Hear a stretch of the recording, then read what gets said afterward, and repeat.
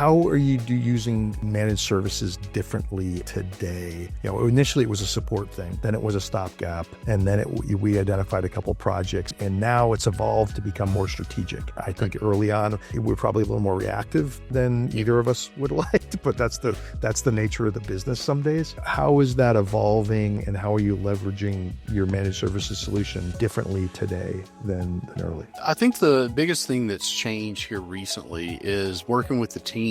We have built up a little bit of a backlog of, these are not just the things that we know we need to change, but also the things that we think we would like to do to prepare us for the future and to get us to where we want to be for the next step. So we're, like you said, being a little more proactive than reactive now, working with the team on making sure that we're staying ahead of the updates that need to be made before they become critical issues, and have that wish list, for lack of a better term, that we can work on to work towards the future as we have the capacity to do that. I think also there's been a training element. We're talking about training your users to do certain tasks so they can be more self-sufficient. Also, the environment's being revised and update to better serve those needs. Yeah, one of the things that's a good reminder, because I slipped my mind, but one of our challenges that I probably should have mentioned earlier is a lot of the staff members that were here that knew how the current workflows or the previous workflows worked, they had also moved on. A couple of years ago, we had a pretty high turnover in a couple of the areas of the company around the same time that we had the divestment of the hospice business. So a lot of our current users weren't familiar with how the workflows were supposed to work, and they weren't familiar with how to do certain activities in Salesforce. So the team has definitely done a great job of stepping in to help make sure that the salespeople know how the contracting process works and how it's supposed to, and that this activity that they're doing is not really necessary, and things like that. That's been very helpful, getting all of our different activities kind of lined up and knowing exactly where the improvements need to happen. One of the first things we had you guys do was just review our environment and help us figure out where we needed to make improvements, because we just didn't know anything about exactly what was even wrong in there. We knew there was things wrong because things didn't work the way we expected them to, but we weren't sure exactly what it was. So one of the first things that you guys did was help us go through and say, hey, this area could be improved by doing this, and this area,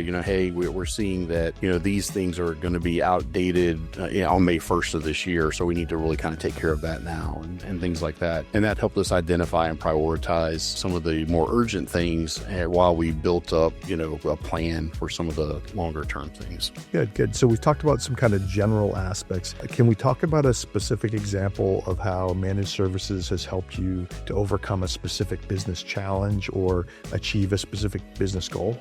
Probably the biggest one is the one I mentioned a little bit earlier about the new service that we have that just needs a quicker turnaround time. We were able to work with the Equals 11 team to show what our current process is and show where we thought that things weren't needed for the new service, and they were able to very quickly help us figure out exactly how to do this. And it took the process down, like I said, from days to, if they're really focused on it, they can complete the whole contracting process for this particular service in a matter of minutes instead of it taking days, so back and forth with the customer and things like that.